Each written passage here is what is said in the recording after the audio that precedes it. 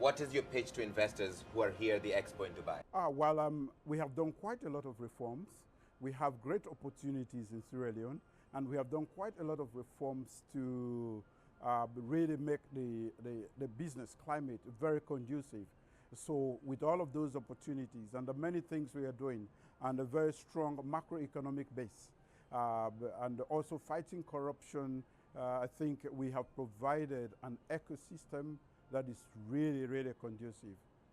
I want to move away from that to a different subject. You just signed a law that finally outlaws the death penalty in Sierra Leone, which many organizations consider inhumane. But this took a long time. The Truth and Reconciliation Commission, as far back as 2005, was recommending that this needs to be stripped from your statutes. Why did you do this now, and what does it mean? Well, you know, I've only been in power for 3 years, getting to 4 years. It takes commitment. It takes a very strong political spine to do that. Others have used it against the opposition or as a means to cow others. I think Sierra Leone should be free of those sort of tendencies, and that is why I took the bold step, and I have the audacity to take it off our law books. We don't want to be executing our own citizens as a state, because we know no judicial system is perfect, and that finality, bringing life to an end, I think is a wrong, in my opinion. And I was able to convince Parliament and the country, and we have taken it off our law books. And that's implemented with immediate effect. I mean, anyone that's Correct. on death row right Correct. now. I've given my accent to it. It has gone through the cabinet, Parliament, and so I've given my accent to it. So it's effective. Mr. President, you were in Guinea earlier this week speaking with the military leadership, the junta that's in charge of the country now, which there's criticism in your region because ECOWAS has suspended Guinea until they go back to civilian rule. Why did you go and meet with them? Why I didn't go as ECOWAS. I am part of ECOWAS, and we have condemned the coup, the constitutional removal of President Condé. But Guinea is a neighbor. We have been together, we are together by geography, and we do quite a lot of things together. We have security arrangements which have fallen apart. I need to sort those out. My national security is of utmost importance to me.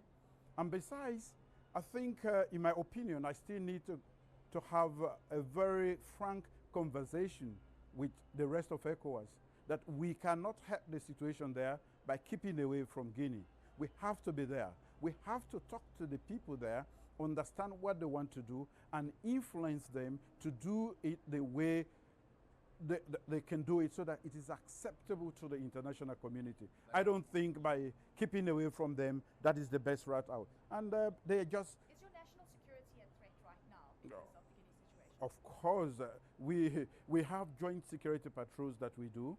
We meet very often, and to deal with all situations, you know. Have you seen threats materialize? Even before today, before even that incident, and not doing anything about it since the takeover.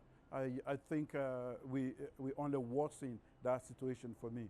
So, Mr. President, are you not legitimizing the coup by meeting with the military leaders who have taken over the country and overthrown the president who was elected? I have national interest to secure as a country, and as the leader of Sierra Leone, I have to seek that first. The interest of Sierra Leone should come above any other consideration. I have stood and I stand with ECOWAS to condemn the coup and ask them to return to constitutionality, but at the same time, I am the closest neighbor.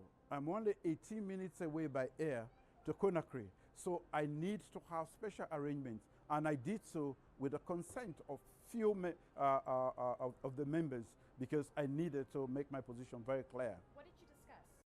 How did the conversations go? Well, I wanted first to deal with the security issues, how we are going to do it irrespective of who is there.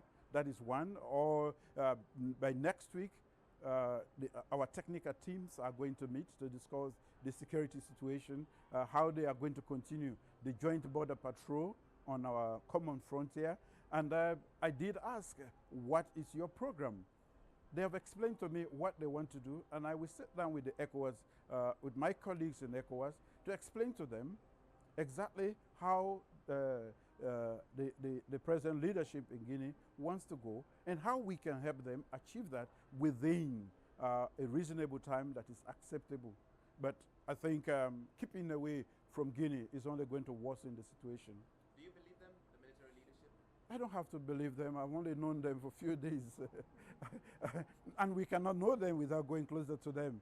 So we have to know them. So what's your prognosis on how this is going to play out in the region? I cannot tell at the moment.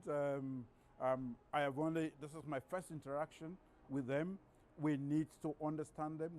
I believe that we need to help them out of that situation. There are quite a lot of issues at stake that need to be sorted out, and they need help. And we cannot help them by keeping away. We need to get closer to them to understand what is happening and to see how we can render help. All right, Mr. President, I want to go back to something we discussed a little earlier. The rest of the world, the wealthy world, are giving booster shots, third doses, to their citizens who are already protected. You have only 1% of the population that's fully vaccinated. What's your reaction? What's your message to the world? Well, it's only widening the gap as far as inequality is concerned. And of course, again, we are talking about inequality and exclusion. We are part of the international community. I think the world powers should have had the conscience to consider us instead of going for third shots or booster shots, as they call them, to make sure that we are also vaccinated. But fortunately, we are fighting a good fight, and we have not had the sort of fatality or mortality they were expecting. And you know, until the advent of the vaccines, the best way to fight COVID is through information. And I haven't had that experience from Ebola. We did quite a lot of that. So the first and second waves we didn't have up to 100 registered deaths as a result of COVID. We are a little over 100 now because of the third wave.